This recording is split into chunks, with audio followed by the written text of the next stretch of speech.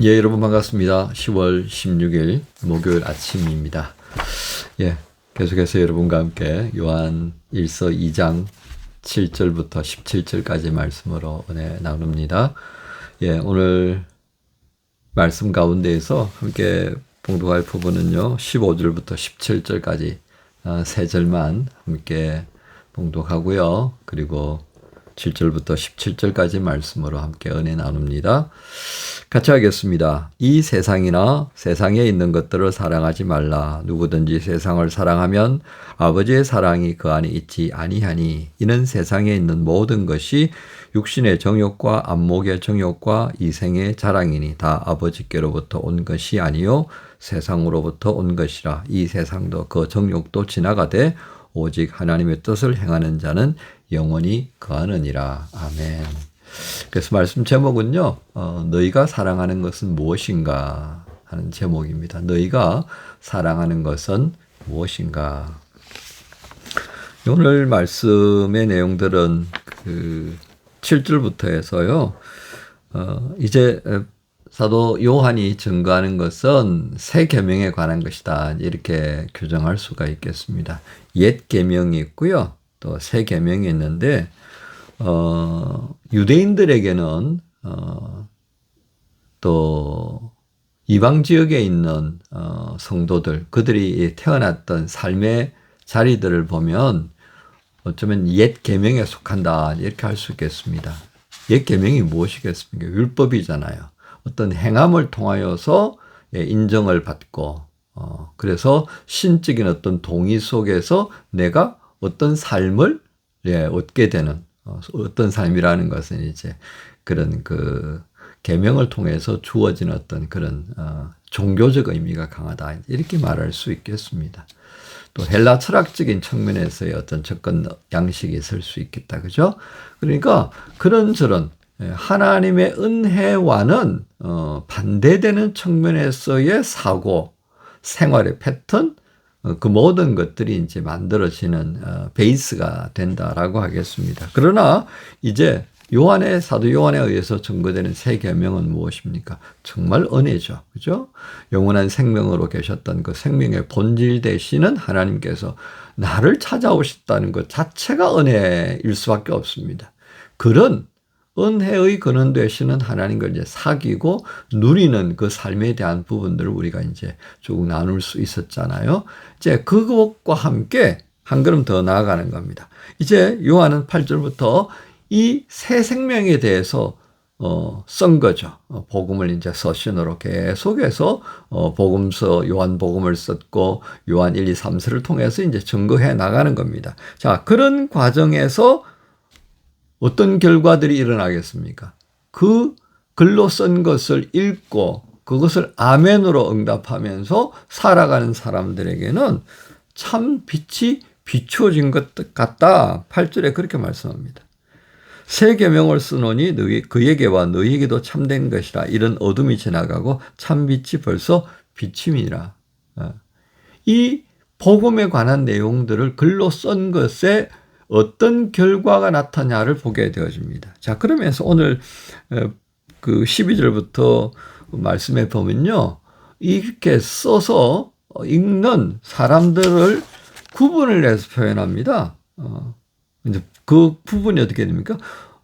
청년들이 있죠, 그죠? 청년들이 있고 아이들이 있고 그 다음에 어버이라고 하는 이 표현이 있습니다. 소위 아비죠, 아비. 자, 아이들, 청년들, 아비. 이건 어떤 의미가 있겠습니까? 아이는 그야말로 아이와 같은 의미를 갖는다라고 보시면 되겠습니다. 처음 믿은 이들이 아이가 될 수 있겠죠. 그죠? 복음에 막 이제 어떤 재미를 붙여서 막 자라가는 그런 측면을 볼 수가 있겠습니다. 하지만 미숙합니다. 그 다음에 청년입니다. 청년은 뭔가를 이제 알았어요. 행동의 의지도 있고요. 그것의 성취도 맛봤고요. 아주 용맹한 그런 용기도 있고 투쟁하는, 그래서 악과 싸워 이기는 그 기쁨도 누릴 수 있고 그렇잖아요. 그죠? 그 다음에 아비는 어떤 겁니까? 양육이잖아요.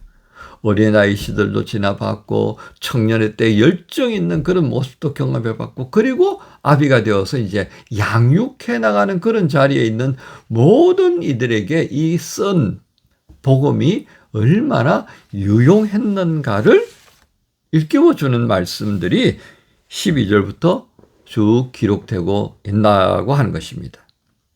그래서 14절 후반부에 보면 너희가 태초부터 계신 일을 알았으며 청년들아 내가 너희에게 쓴 것은 너희가 강하고 하나님의 말씀이 너희 안에 거하시면 너희가 흉악한 자를 이기었음이라.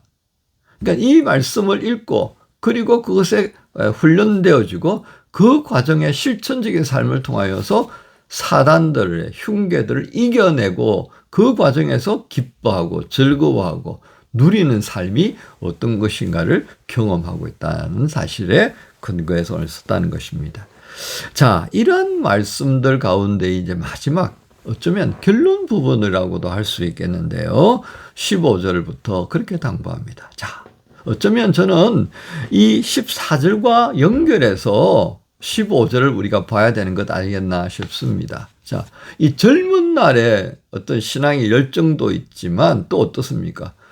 이 열정이 가지고 있는 한계가 있어요. 그죠? 감정의 기복이 있는 이 시기가 또 청년의 때가 아닌가 싶습니다. 그래서 무언가에 빠지기도 쉽고요. 그죠? 예, 이 청년의 열정에 감동 한번, 제대로 받으면 뭐 그냥 물불을 가리지 않고 해내는 것도 있지만 또 이 시험, 유혹, 어떤 것에 빠지면 또 그냥 푹 진흙탕에 빠져서 수렁에 빠져서 못 헤어져 나오는 그런 모습들도 우리가 알잖아요. 저도 그렇게 경험해 본 적이 있단 말이에요. 뭐 저는 어느 날 갑자기 이 60대가 된 거 아니잖아요. 그죠? 자, 그래서 15절에 이제 이렇게 말씀을 이어갑니다. 이 세상에 있는 것들, 그것들을 사랑하지 말아라. 이렇게 당부합니다. 여러분, 여기에서 이 사랑한다는 것은 어떤 의미겠습니까? 사랑한다는 건요, 다른 어떤 것에 한눈 팔지 않고요, 그것만 바라본다. 이렇게 우리가 정리해 볼 수 있겠습니다. 그래서 사랑에 빠졌다라고 하는 것은 나 이것 하나에 몰입하게 되었어. all in one이다. 그죠? all in one. 자, 그런데 오늘 사도 요한은 뭐라고 말합니까? 사랑해야 할 것과 사랑하지 말아야 할 것이 있는데 사랑하지 말아야 될 것이 무엇입니까? 세상이나 세상에 있는 것들입니다. 지금 이 세상이나 세상에 있는 것들은 어떤 의미가 되겠습니까? 타락한 것입니다. 하나님이 만드신 그 세상의 모습이 아니라 거기서부터 비켜나도 한참 비켜나 버려 있는. 그래서 그 실체가 어떤 것이라고 했습니까? 16절에 있는 것이죠. 육신의 정욕, 안목의 정욕, 이생의 자랑.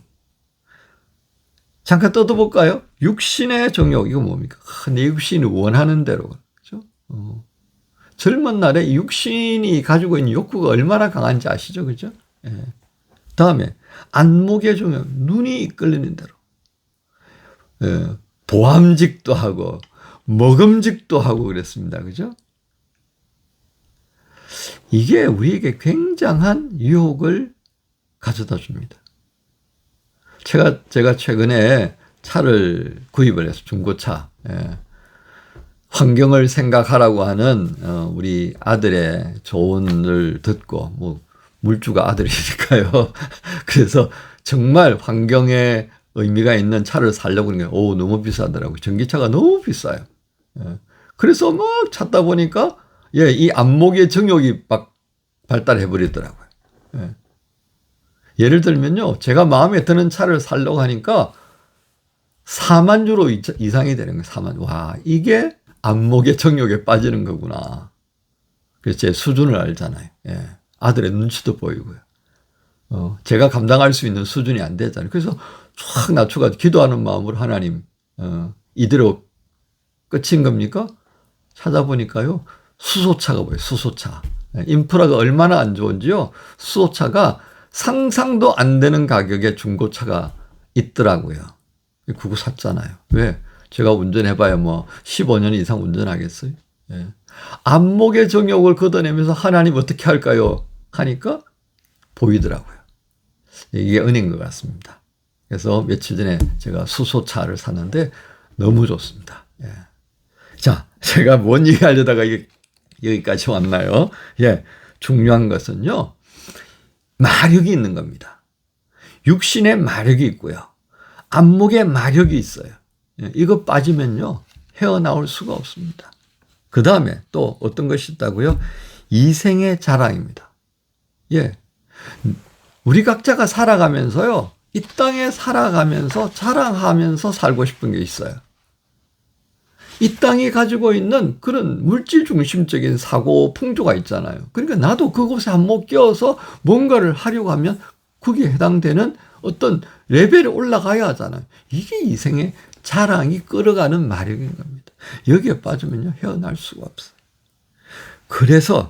그래서 우리에게 당부하는 겁니다. 누구든지 세상을 사랑하면 아버지의 사랑이 그 안에 있지 않다. 하나님의 사랑이 어떤 것인가를 우리가 반복하지 않아도 우리는 1장 1절부터 여기까지 오는 동안에 어떤 사랑을 받았는지를 알게 됩니다. 그리고 17절에 이 세상도 그 정욕도 지나가되 오직 하나님의 뜻을 행하는 자는 영원히 구하다. 우리가요, 육신이 가지고 오는 어떤 유혹들, 이 눈으로 보는 어떤 유혹들, 이 땅의 풍조로서 가져오는 어떤 유혹들, 그 모든 것은요, 시간이 지나면 끝나요. 그런데 뭐만 있다고요? 17절 마지막. 하나님의 뜻을 행하는 자는 하나님 영원히 기억하신다라고 하는 것입니다. 자, 말씀의 결론입니다. 여러분, 우리가 지금 뭘 사랑하고 있죠? 예, 제가 잠깐 전에 고백했잖아요. 차를 찾다 보니까요, 눈이 휘둥그려 집어냈더라고요. 착각에 야, 나 조금만 하면 이거 살 수 있겠다. 얼마나 그것에 사로잡히게 되는지 저는 경험했어요. 아, 이거 빼고 저거 빼고 하니까 되겠네? 되기는 뭐가 돼요? 그 다음에 자고 일어나서 생각해 보니까 바보 같은 생각을 하고 있더라고요. 예. 사단은요, 우리에게 그렇게 유혹하는 겁니다. 오늘 그래서 17절 말씀. 영원히 남는 건 뭐예요? 하나님의 뜻을 행하는 그것이 누구냐라고 하는 하나님의 물음 앞에서 아, 너구나 라고 하는 것이 남는다라고 하는 것입니다. 사랑하는 지체 여러분, 목요일 아침입니다. 우리가 지금까지 사랑하고 있는 것이 무엇인가를 냉철하게 살펴보십시다. 수요일 날은 하나님과 예수 그리스도를 사랑하고 있는가라고 하는 물음에서 한 걸음 더 나가서 지금 내가 사랑하고 있는 것이 무엇인가를 물음으로 바꿨습니다. 사랑하는 지체 여러분, 목요일을 시작하면서 우리가 진짜 사랑하고 있는 것이 무엇인지를 또 한번 점검하십시다. 이 점검을 통하여서 우리의 자랑이 바뀌어질 수 있기를 그렇게 성령께서 인도해 주시기를 기도하면서 이 목요일을 시작하십시다. 여러분 모두를 우리 주님 예수님의 이름으로 축복합니다. 주님 감사합니다. 주께서 은혜 베풀어 주시는 그 인도하심을 따라 여기까지 이른 줄로 믿습니다. 그 과정 속에 우리가 어리석음 가운데 빠져서 하나님 아닌 다른 것을 사랑하는 모습이 있습니다. 주여 깨어나게 해주시고 하나님을 온전히 사랑할 수 있는 영원히 남는 그것을 사랑할 수 있는 길을 가게 해 주옵소서. 예수님 이름으로 기도합니다. 내 평생 사는 동안 주 찬양하리.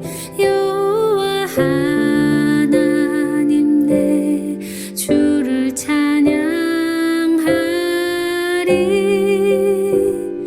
주님을 묵상함이 즐겁도다. 내 영혼 주 안에서 참 기쁘리. 내 영혼아 주님을 송축하라. 내 영혼아 주님을 찬양하라. 내 영혼아 주님을 송축하라. 내 영혼아 주